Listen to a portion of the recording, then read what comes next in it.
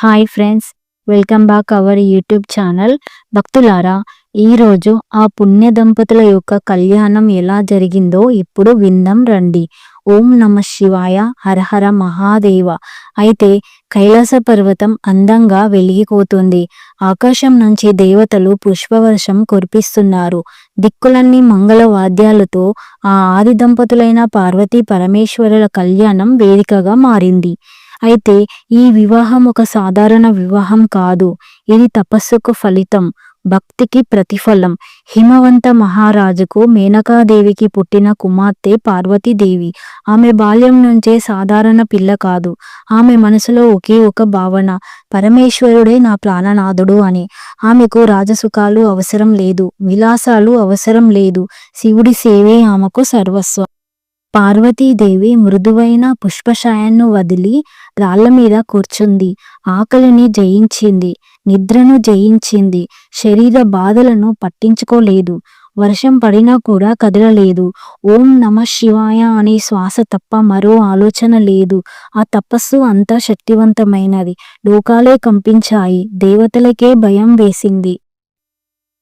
పార్వతీదేవి భక్తిని పరీక్షించేందుకు శివుడు వృద్ధ బ్రాహ్మణుడి రూపంలో వచ్చాడు. శివుని గురించి అవమానంగా మాట్లాడాడు. కానీ పార్వతీదేవి చలించలేదు. ఆమె కన్నీళ్లతో ఇలా చెప్పింది, నా శివుడు లోపం లేనివాడు. ఆయనను తక్కువగా మాట్లాడే హక్కు ఎవరికీ లేదు. ఆ క్షణమే శివుడు తన నిజ రూపాన్ని చూపించాడు. పార్వతీదేవి భక్తికి కరిగిపోయాడు. ఈ భక్తురాలే నా అర్ధంగి అని లోకానికి ప్రకటించాడు. శివపార్వతుల కళ్యాణ వివాహానికి సర్వలోకాలు సిద్ధమయ్యాయి. బ్రహ్మదేవుడు పూజలు నిర్వహించాడు. విష్ణువు కన్యాదానం చేశాడు. ఇంద్రుడు ఐరావతంతో వచ్చాడు.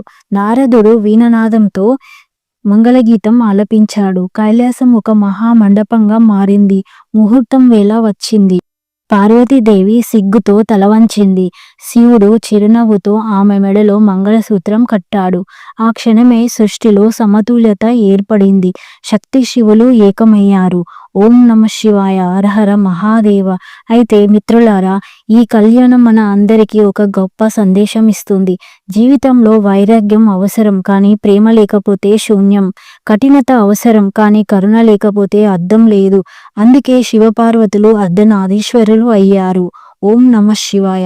శివపార్వతుల కళ్యాణం భక్తితో వింటే వివాహం అడ్డంకులు తొలగిపోతాయి. దాంపత్య జీవితం సుఖమయం అవుతుంది. కుటుంబంలో ఐక్యత ఏర్పడుతుందని మన వేద పండితుల పురాణం చెబుతుంది. ఓం పార్వతీ పరమేశ్వరాభ్యం నమః. మా జీవితంలో భక్తి ఇవ్వండి, ఐక్యత ఇవ్వండి, సహనం ఇవ్వండి, శాంతితో బ్రతికే శక్తి ఇవ్వండి. ఓం నమ శివాయ. మిత్రులారా, నచ్చితే ఒక లైక్ చేయండి, కామెంట్ చేయండి, సబ్స్క్రైబ్ చేసుకోండి. మీరు లైక్ చేస్తేనే నా ఛానల్ మరింత ముందుకు వెళ్తుంది. ఓం నమ శివాయ, హరహర మహాదేవ.